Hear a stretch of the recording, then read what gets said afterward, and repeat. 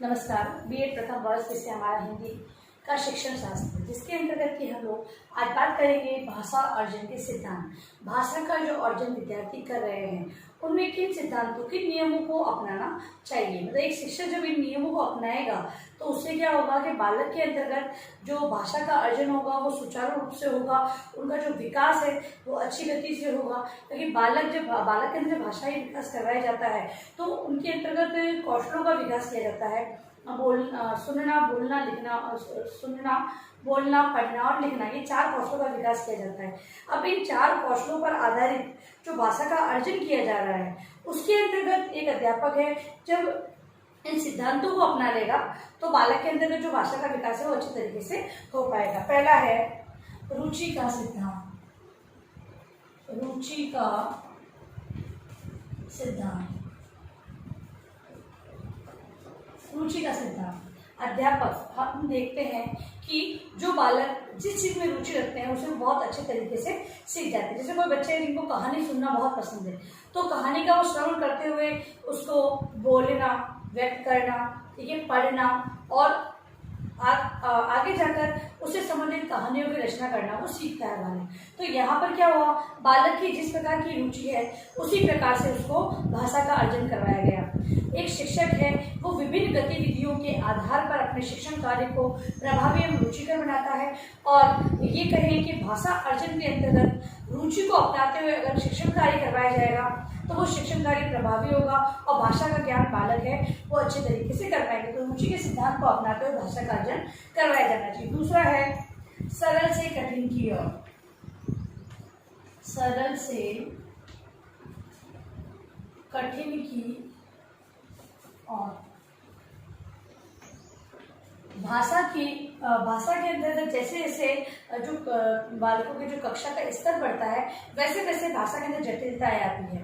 अब उन जटिलताओं को लेकर अगर बालकों के सामने वही जटिलताएं प्रस्तुत कर दी जाएगी तो बालक है वो उनके अंतर्गत उस ज्ञान को प्राप्त करने में झिझक रहेगी, वो पूर्ण आत्मविश्वास से उस ज्ञान को प्राप्त नहीं करेंगे। ठीक है, तो इसी कारण क्या करना होगा कि जो अध्यापक है वो विद्यार्थियों को सरल से कठिन की ओर, जो सरल रूप है शिक्षण का, जो सरल रूप है उसकी ओर से कठिन की ओर लेके जाएगा और बाद में उसे जटिलताओं के बारे में बताएगा। पहले उसका सरल रूप उनके सामने प्रस्तुत करते हुए जटिलता की ओर लेके जाता है जिससे कि उन्हें भाषा अर्जन करने में कोई दिक्कतें नहीं आती। तो इस नियम को अपनाना, सरल से कठिन के नियमों को अपनाते हुए एक अध्यापक को शिक्षण कार्य करवाना चाहिए। अगला है सामान्य से विशिष्टता की ओर। सामान्य से विशिष्ट, सामान्य से विशिष्ट की ओर का सिद्धांत। अगला सिद्धांत ये है कि जो भी विषय वस्तु समझाई जाए वो सामान्य से, सामान्य चीज, जैसे कि अगर व्याकरण के नियम अगर अध्यापक बता रहा है तो सामान्य नियम सबसे पहले उन्हें नियम न बताकर उदाहरणों के माध्यम से उन्हें, मतलब कि आगमन विधि के द्वारा उन्हें समझाया जाएगा जिससे कि बालक है उस चीज को तरीके से समझ पाएंगे। तो सामान्य से विशिष्ट की ओर के सिद्धांत को अपनाकर एक अध्यापक बालकों में उचित भाषा अर्जन करवा सकता है। अगला है सामाजिकता का सिद्धांत। सामाजिकता का सिद्धांत। बालक है वो समाज का अंग है। बालक है वो जो समाज से जुड़े हुए कार्यक्रमों में, रीति रिवाजों में भाग लेता है। अब उनसे जुड़ी हुई चीजें उन्हें बहुत अच्छी लगती है, उन्हें रुचि है उन चीजों में। तो एक अध्यापक है उन्हीं सामाजिक जो कार्य कर रहा है या किसी कार्यक्रम में वो भाग ले रहा है उन्हीं को प्रोत्साहन दिया जाए भाषा के अंतर्गत। क्योंकि जब इन कार्यक्रमों में भाग लेता है तो वो आपस में बातचीत वगैरह करते हैं जिससे कि उनके जो भाषाई कौशल है उसका विकास होता है। तो एक इंसान के विचारों को सुनता है, दूसरे के सुनता है, तो इससे क्या होता है, विचारों की भिन्नता उसके अंतर्गत आती है कि क्या सही है क्या गलत है। इस प्रकार से जो उनका वैचारिक जो भंडार है उसमें वृद्धि होती है और इससे समाज के और एक अध्यापक है वो भी इन्हीं चीजों को बढ़ावा देगी। भाई बालक है वो समाज से जुड़े हुए कार्यक्रम में भाग लेगा तो उसकी जो अभिव्यक्ति है उसका विकास होगा। अभिव्यक्ति के माध्यम से उसके भाषाई जो विकास है वो भाषाई विकास का क्रम आगे बढ़ेगा। ठीक है, तो सामाजिकता का सिद्धांत को अपनाने के अंतर्गत एक अध्यापक को संबंधित जो कार्यक्रम रीति रिवाज है उसमें भाग लेने के लिए प्रोत्साहित करते रहना चाहिए विद्यार्थियों को। फिर है विचारों के आदान प्रदान का सिद्धांत। विचारों के आदान प्रदान का सिद्धांत। विचारों के आदान प्रदान का सिद्धांत। एक अध्यापक को ये ध्यान रखना चाहिए कक्षा के अंतर्गत, कक्षा से बाहर बालक है वो आपस में किसी भी कोई भी विचारों का आदान प्रदान करते रहे। ठीक है, उनके सामने कक्षा में कोई घटना को रख दी जाए जिससे कि बालक आपस में बातचीत करें, अपने अपने विचार उसमें प्रस्तुत करें, जिससे कि उनकी भाषा का अर्जन होगा। ठीक है, तो इस प्रकार से कोई भी अगर बात हो, उस पर आधारित घटना हो, किसी भी कथन को रखते हुए एक अध्यापक को एक विचारों का आदान प्रदान करवाना चाहिए। कक्षा के बाहर भी ऐसी जो कोई स्थितियाँ हो जहाँ पर बालक आपस में बातचीत करते हुए मिले, तो वहाँ पर भी ऐसे कोई बिंदु उनके सामने रखने चाहिए जिससे कि वो आपस में विचारों का आदान प्रदान करें और बालकों की जो भाषा का अर्जन है वो अधिक हो पाए। फिर है अगला है बहुभाषिकता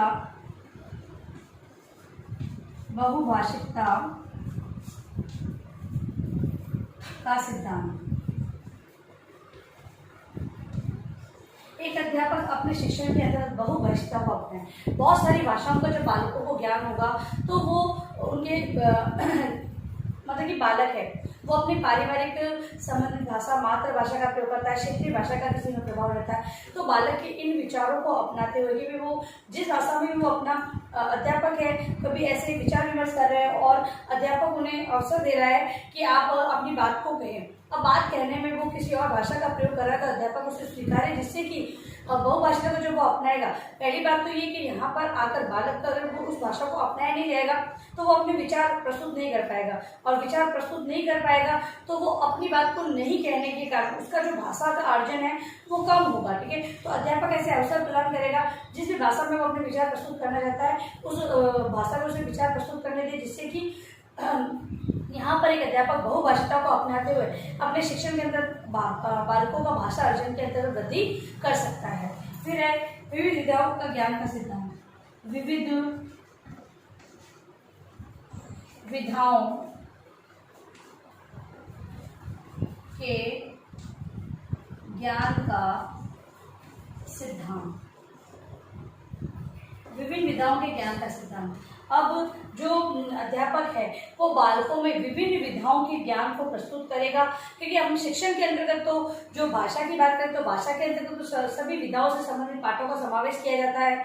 एक अध्यापक भी इन विधाओं का ज्ञान समय समय पर विद्यार्थियों को देता रहे, जिससे कि उनके ज्ञान में वृद्धि हो। भाषा ही कहानी का प्रस्तुतिकरण अलग किया जाता है, नाटक का प्रस्तुतिकरण नाटक के आधार पर किया जाता है, कविता को कविता के तरीके से बोला या लिखा जाता है। तो ये सारी चीज़ों का विकास करने के लिए इन विधाओं से अवगत करवाना बहुत ही आवश्यक है, और इन विधाओं से अवगत कराने का कार्य एक शिक्षक ही कर सकता है। तो विधाओं का ज्ञान कराने का सिद्धांत। फिर है क्रियाशीलता का सिद्धांत। क्रियाशीलता का सिद्धांत। एक अध्यापक है वो अपने शिक्षण कार्य के दौरान स्वयं भी क्रियाशील रहे तथा विद्यार्थियों को भी सक्रिय रहते हुए शिक्षण कार्य करवाएगा। तब विद्यार्थी जब सक्रिय रहेंगे तभी उनमें जो भाषा का अर्जन है वो सही गति से हो पाएगा। इसलिए जो अध्यापक है वो क्रियाशीलता के सिद्धांत को अपनाए, विभिन्न प्रकार की सहायक सामग्रियों का उपयोग करे और अपने जो प्रस्तुतिकरण है उसके अंतर्गत भी विशेष परिस्थितियों को ध्यान में रखते हुए वो शिक्षण कार्य करवाएगा, तो जिससे कि विद्यार्थी भी क्रियाशील रहेंगे। तो सहायक सामग्री का जब प्रयोग अध्यापक करवाता है या फिर कोई ऐसा खेल के माध्यम से बालकों को सिखाता है अध्यापक, तो यहाँ पर विद्यार्थी स्वयं भी सक्रिय रहते हैं और अध्यापक भी क्रियाशील रहते हुए तो क्रियाशीलता के सिद्धांत को एक अध्यापक को अपनाना चाहिए। फिर है सांस्कृतिक विकास का सिद्धांत। सांस्कृतिक विकास का सिद्धांत। सांस्कृतिक विकास का सिद्धांत। संस्कृति जुड़े हुए जो भी कार्यक्रम वगैरह होते हैं उन पर आधारित गतिविधियों में विद्यार्थियों को भाग लेने के लिए प्रोत्साहित करें, और जिससे कि विद्यार्थियों के अंदर संस्कृति से जुड़ी हुई चीजें जब वो सीखना प्रारंभ करेंगे तो वो किसी एक भाषा के अंदर उसका ज्ञान प्राप्त करेंगे, तो इससे उनके भाषाई विकास का क्रम है वो आगे बढ़ता जाएगा। तो सांस्कृतिक विकास को ध्यान में रखते हुए सांस्कृतिक विकास को बढ़ाना है, ये संस्कृति का विकास करना है, तो इस चीज को, इस नियम को अपनाते हुए अध्यापक चलेगा। विभिन्न जैसे कि बाल सभा में बालकों को अवसर प्रदान करना, प्रार्थना सभा में बालकों को विभिन्न गतिविधियां के अवसर देना, तो ये सब चीजों से क्या होगा, बालक के भाषाई विकास होगा। किस प्रकार जो बालक जो कार्यक्रम करेगा उससे संबंधित सारी जानकारी को प्राप्त करने का प्रयास करेगा। जब वो ये सारी जानकारी प्राप्त करेगा तो वो एक माध्यम से करेगा जो कि है भाषा, तो भाषा के अंतर्गत उसके जो सभी कौशल उसका विकास इसके माध्यम से होगा।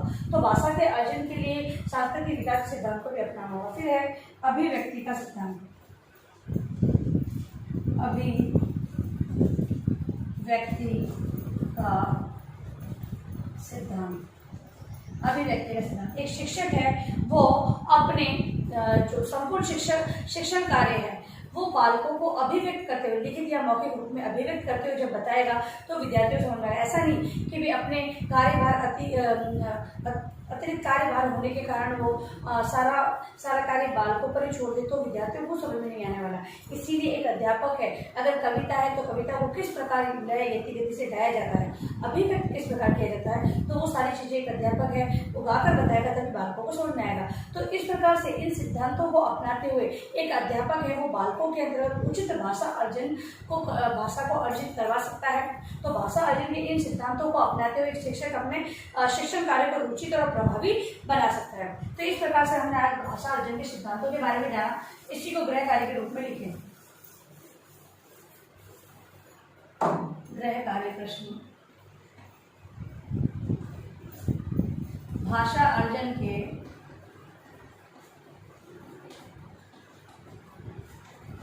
सिद्धांतों को समझाइए। भाषा अर्जन के जो सिद्धांत है उसको अपने उत्तर पुस्तिका में होमवर्क के रूप में आप लिखेंगे, और अंत में इस महामारी के दौर में कम से कम आवश्यक कार्य होने पर घर से बाहर जाते 3 बातों का विशेष ध्यान रखें। मास्क लगाए, सोशल डिस्टेंस बनाए और हाथों को बार बार सैनिटाइज करते रहे। सुरक्षित का ध्यान रखें। धन्यवाद।